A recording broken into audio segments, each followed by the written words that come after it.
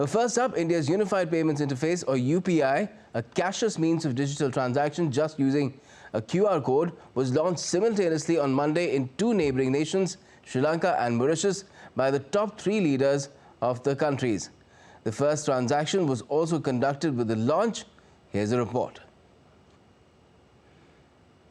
A landmark day for the spread of India's digital public infrastructure and the strengthening of its neighbourhood first policy.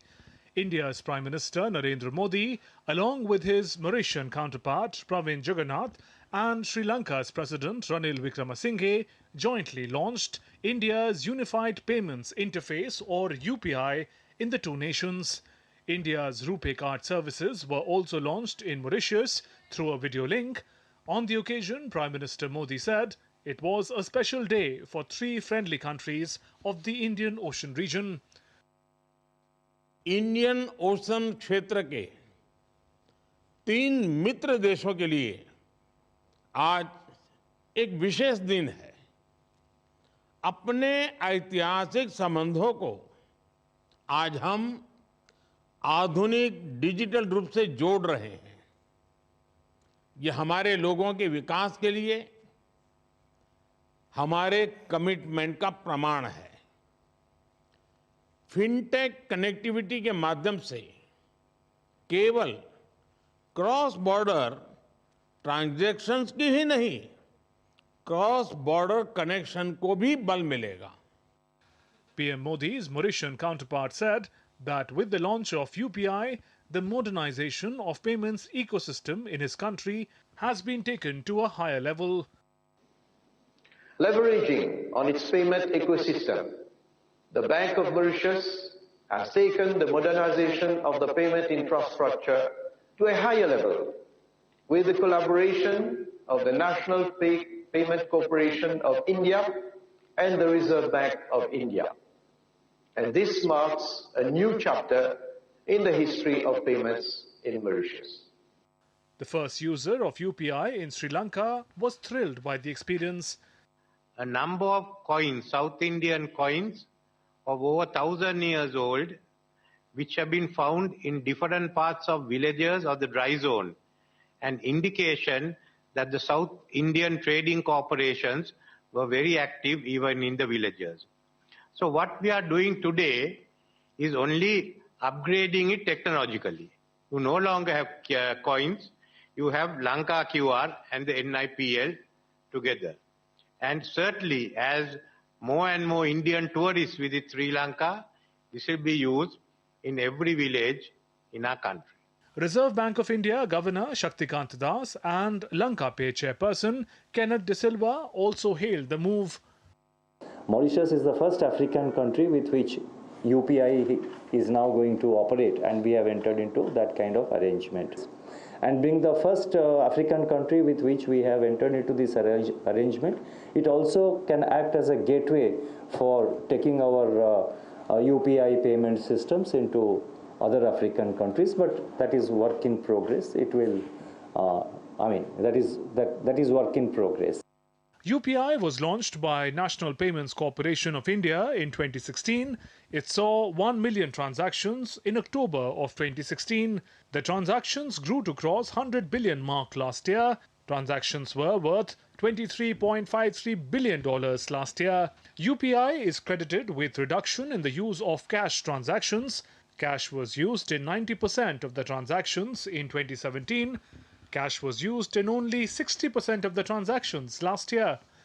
NIPL and RBI have signed pact with financial entities in 30+ nations.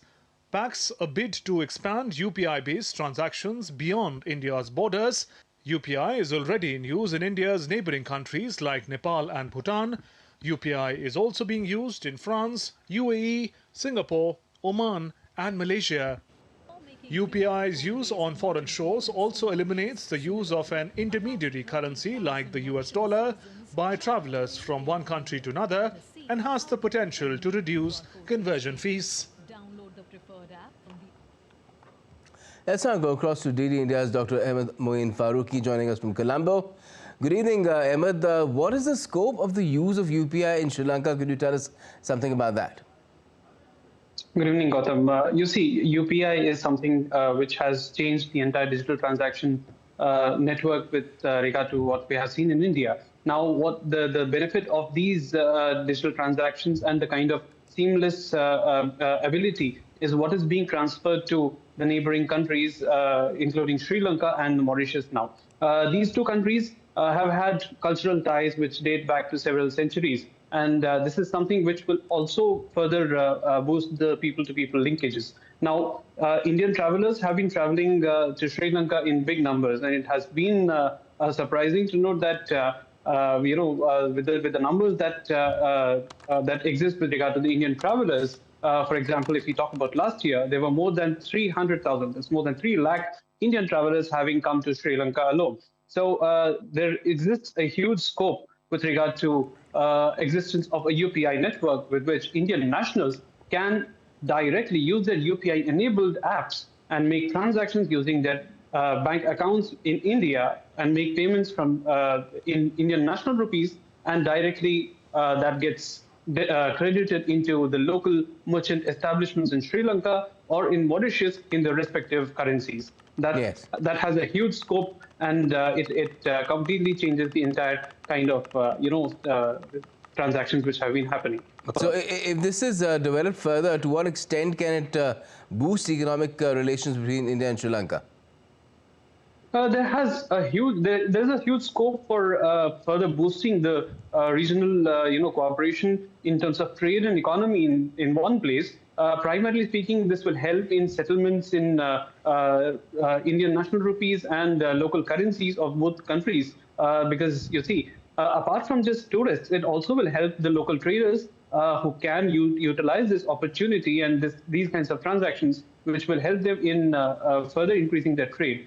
This is one part of it. The second part is there is also going to be a benefit for the local Indian diaspora who exists, who can actually utilize this, this interface for their transactions and for also sending money to their own near and dear ones as well. Yes, that will be a major incremental step. Thank you for joining us and talking about it.